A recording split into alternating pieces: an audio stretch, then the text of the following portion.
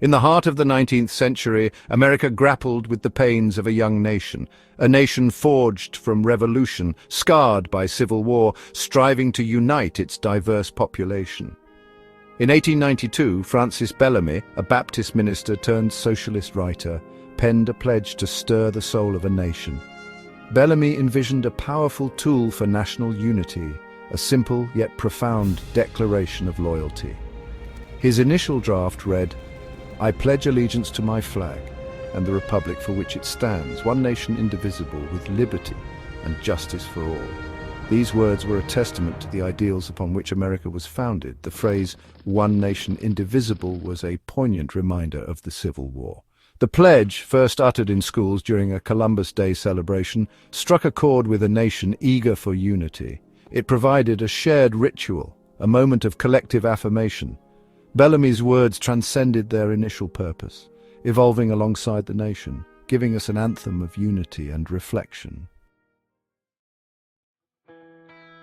The Pledge of Allegiance, while conceived as a timeless oath, has ironically been subject to the very changes it sought to transcend.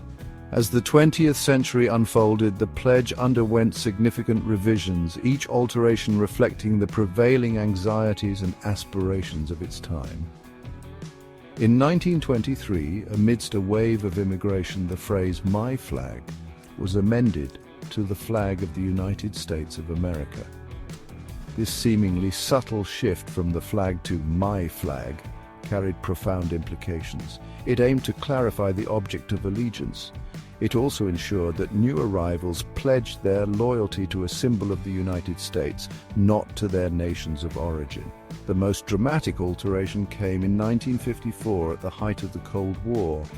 Fueled by anti-communist sentiment and a desire to distance America from godless communism, President Dwight Eisenhower championed the addition of "under God" to the pledge.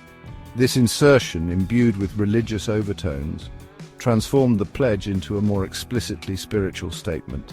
These alterations, while seemingly minor, ignited debates about the pledge's evolving nature.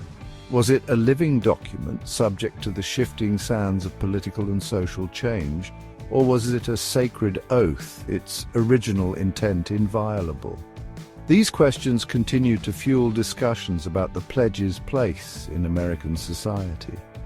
And because the Bellamy salute resembled the Nazi salute, it was appropriately replaced with the hand-over-heart gesture. The Pledge of Allegiance, intended to unify, has ironically become a battleground for one of America's most fundamental tensions, the balance between national unity and individual liberty. As the pledge found its way into classrooms and courtrooms, its mandatory recitation ignited legal challenges, forcing the nation to grapple with the boundaries of free speech and religious freedom.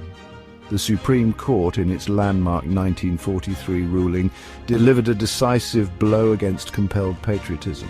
The court held that students could not be forced to recite the pledge, affirming that such coercion violated the First Amendment's protection of free speech. This landmark decision overturned a previous ruling which had upheld mandatory recitation.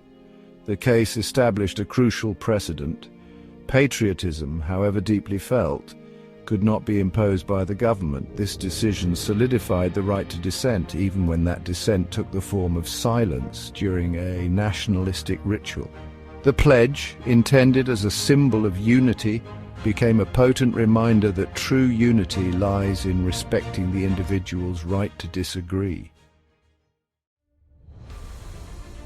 The Pledge of Allegiance, despite its simple wording, has been shadowed by controversies that expose the complexities of patriotism. From the abandoned Bellamy salute to debates over "under God," the pledge sparks reflection on national identity and individual expression.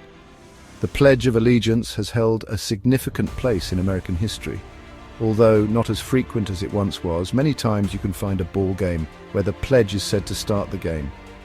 The phrase "under God," added during the Cold War, remains contentious, sparking debates about religion in public life.